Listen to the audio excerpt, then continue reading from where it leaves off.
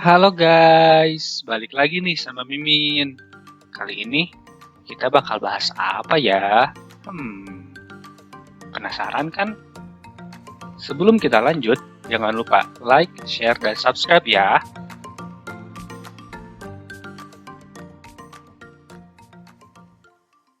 Yoi geng, kali ini kita bakal bahas apa itu normal dan abnormal. Kalian pada tahu nggak nih? Kita tanya sama teman-teman ya. Yuk kita tanya sama mereka.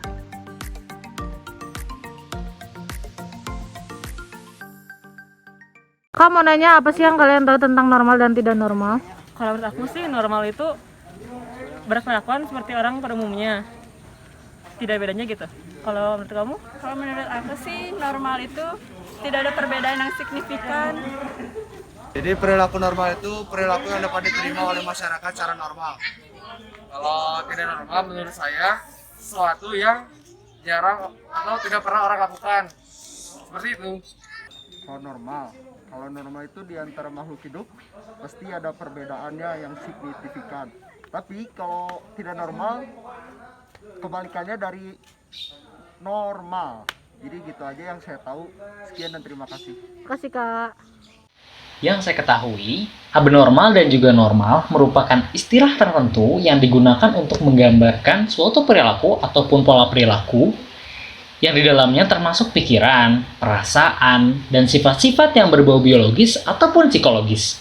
Perilaku normal adalah perilaku yang adekuat, yaitu serasi dan tepat dan dapat diterima oleh masyarakat pada umumnya. Sedangkan yang disebut dengan perilaku abnormal adalah perilaku yang mengganggu, tidak sesuai dengan peraturan yang ada, berbeda, dan tidak dapat dimengerti oleh kriteria yang biasa.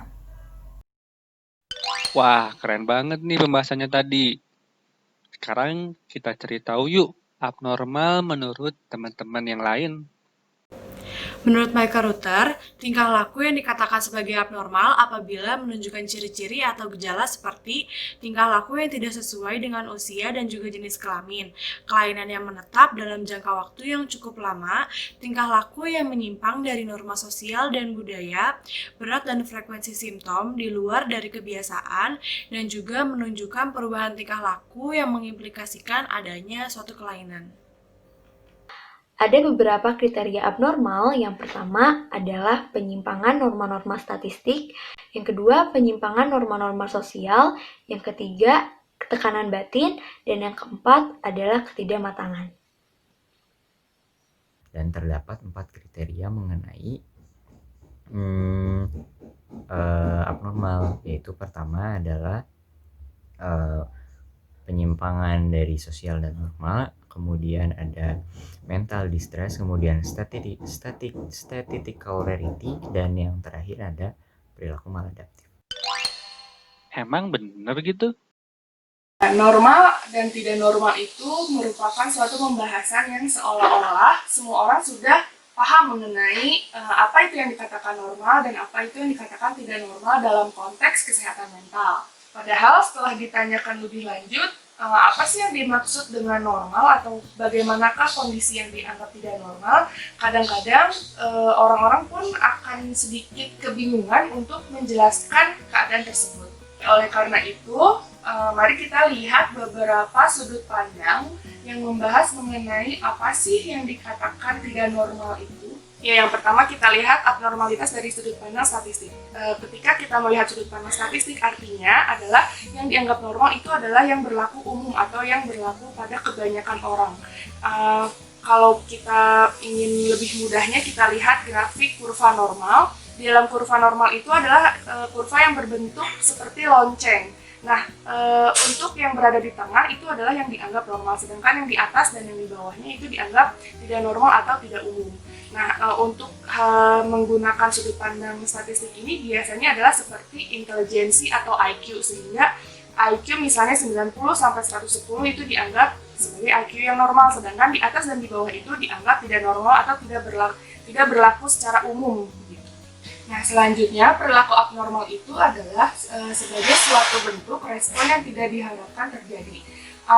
Misalnya ketika orang sedang bersenda gurau dengan teman-temannya kemudian tiba-tiba menangis. Nah, hal tersebut bisa dikatakan sebagai sesuatu yang abnormal. Selanjutnya kita lihat perilaku abnormal dipandang dari konteks sosial. Kalau dipandang dari konteks sosial tentunya kita harus tahu dulu norma sosial yang berlaku apa. Nah, ketika tidak sesuai dengan norma sosial tersebut, maka perilaku tersebut dianggap sebagai suatu perilaku yang abnormal. Selanjutnya, perilaku dianggap abnormal itu jika perilaku tersebut menimbulkan kesengsaraan atau penderitaan.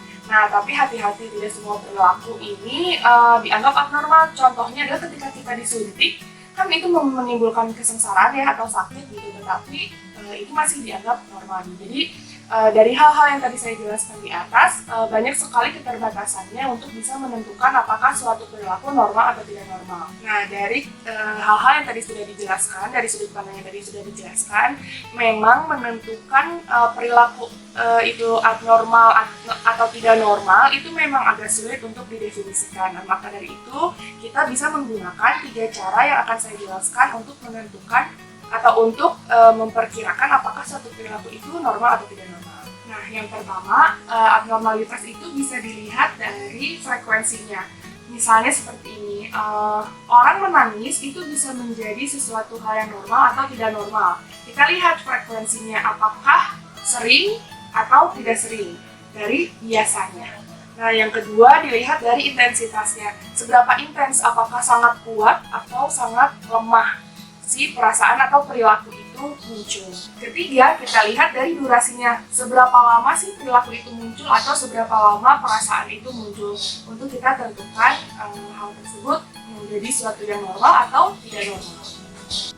Nah, contohnya dari ketiga hal yang tadi saya sebutkan, yaitu frekuensi, intensitas, dan durasi. Misalnya adalah ketika mencuci tangan. Nah, sekarang lagi musim corona ya, mungkin semua orang diharuskan untuk mencuci tangan. Nah, mencuci tangan itu bisa menjadi sesuatu hal yang normal atau tidak normal tergantung dari ketiga hal tersebut.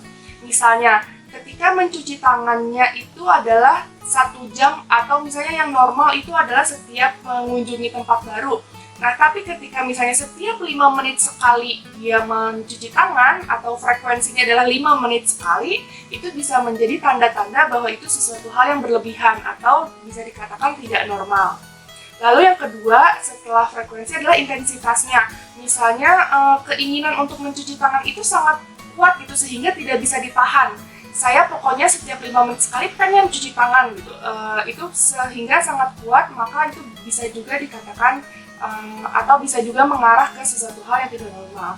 Dan yang terakhir adalah durasinya. Misalnya kita kan dianjurkan untuk mencuci tangan itu 20 detik ya gitu. Nah, misalnya ini mencuci tangannya dalam 5 menit itu adalah 5 menit sekali mencuci tangan, misalnya cuci tangannya adalah 3 menit gitu, sehingga durasinya menjadi berlebihan. Itu juga bisa dikatakan tidak normal. Atau contoh yang kedua misalnya, ketika seseorang menangis itu bisa menjadi sesuatu hal yang normal atau tidak normal. Tapi kita lihat lagi ke 3 aspek yang tadi saya jelaskan. Misalnya ketika menangisnya 1 jam sekali itu menjadi tidak normal, apalagi untuk orang dewasa gitu. Mungkin kalau anak-anak memang baru bisanya menangis gitu ya. Kemudian intensitasnya misalnya sangat sedih gitu atau sangat sedih dibandingkan biasanya, itu juga bisa menjadi tanda. Dan yang terakhir adalah misalnya durasinya, menangisnya misalnya selama 1 jam penuh gitu, biasanya nangisnya cuma 5 menit. Nah, itu merupakan tanda-tanda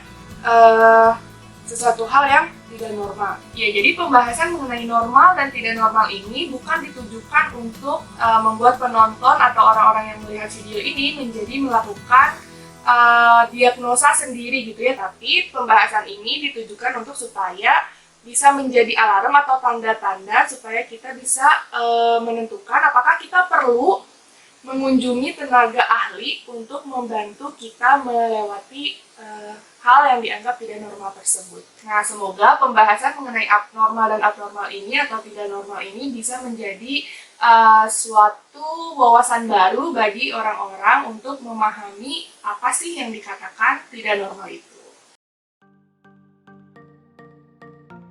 Gimana teman-teman? Keren kan pembahasannya? Videonya udah beres nih. Tapi tunggu video kita selanjutnya ya. Mimin pamit undur diri teman-teman.